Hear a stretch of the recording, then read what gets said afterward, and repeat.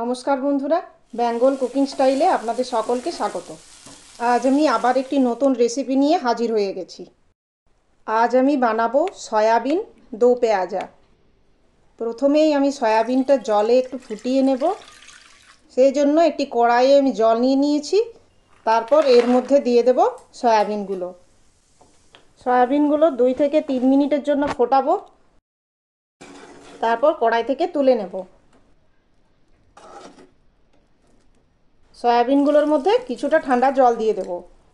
সয়াবিনগুলো তারপর জলের মধ্যে একটু কচলে নেব। এর মধ্যে দেখবেন ফেনা ফেনা একটা ভাব থাকে, সেটা বেরিয়ে আসবে।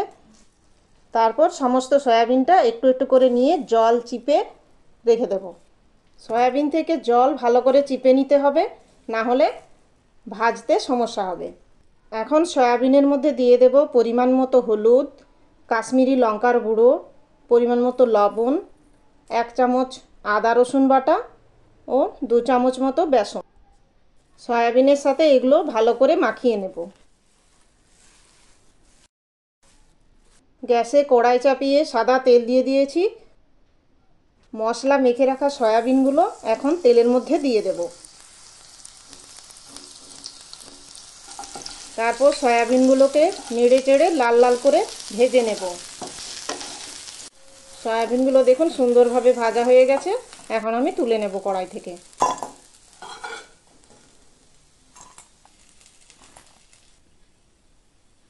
ওই কড়াইয়ের মধ্যে আবার কিছুটা সাদা তেল নিয়ে নেব।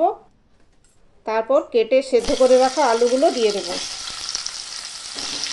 আলুগুলোর মধ্যে পরিমাণ মতো হলুদ, একটু কাশ্মীরি লঙ্কার গুঁড়ো ও অল্প পরিমাণে লবণ দিয়ে লাল লাল করে ভেজে নেব।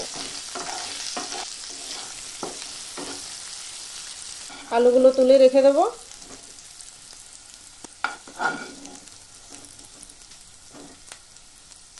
ওই কড়াইয়ের মধ্যে আবার কিছুটা পরিমাণ সাদা তেল নিয়ে নিয়েছি। তেল গরম হয়ে গেলে একটা শুকনো লঙ্কা, একটা তেজপাতা, 2টো এলাচ, 2 টুকরো দারুচিনি, কয়েকটি লবঙ্গ দিয়ে দেব। এখন তেলের মধ্যে দিয়ে দেব পেঁয়াজ। পেঁয়াজটা আমি ছোটো ছোটো করে কেটে নিয়েছি। পেঁয়াজটা একটু লাল লাল হয়ে এলে এর মধ্যে আদা রসুন বাটাটা দিয়ে দেব। আদা রসুন বাটাটা একটু ভেজে নিয়েই এর মধ্যে দিয়ে দেব পরিমাণ মতো হলুদ গুঁড়ো, লঙ্কা গুঁড়ো আর জিরে গুঁড়ো। মশলাগুলো দেওয়ার সাথে সাথেই অল্প একটু জল দিয়ে দেব, তা না হলে পুড়ে যাবে। এখন দিয়ে দেব একটা কেটে রাখা টমেটো। তারপর মশলার সাথে একটু কষিয়ে নিয়ে এর মধ্যে দিয়ে দেব ভেজে রাখা আলুগুলো। আলুগুলো দেওয়ার পর একটু জল দিয়ে দেব। তারপর কষাতে থাকবো। আর হ্যাঁ, আমার রান্না যদি আপনাদের ভালো লেগে থাকে তাহলে একটা লাইক করবেন, কমেন্ট করে জানাতেও ভুলবেন না।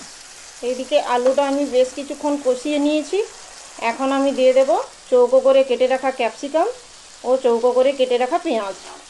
আপনারা চাইলে রান্নাতে দেওয়ার আগে এই পেঁয়াজ এবং ক্যাপসিকাম হালকা করে ভেজেও নিতে পারেন। এখন ভেজে রাখা সয়াবিনগুলোও দিয়ে দেব।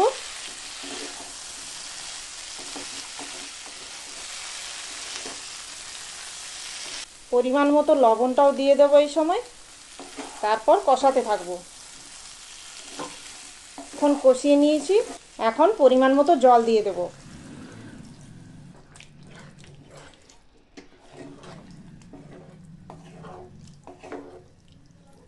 এখন ভালোভাবে ফুটে উঠলে ঢাকা দিয়ে দেব। ঢাকা দিয়ে 5 মিনিটের মতো রান্না করব। 5 মিনিট বাদে ঢাকা খুলে নিয়েছি। এখন এর মধ্যে দিয়ে দেব গরম মশলা গুঁড়ো।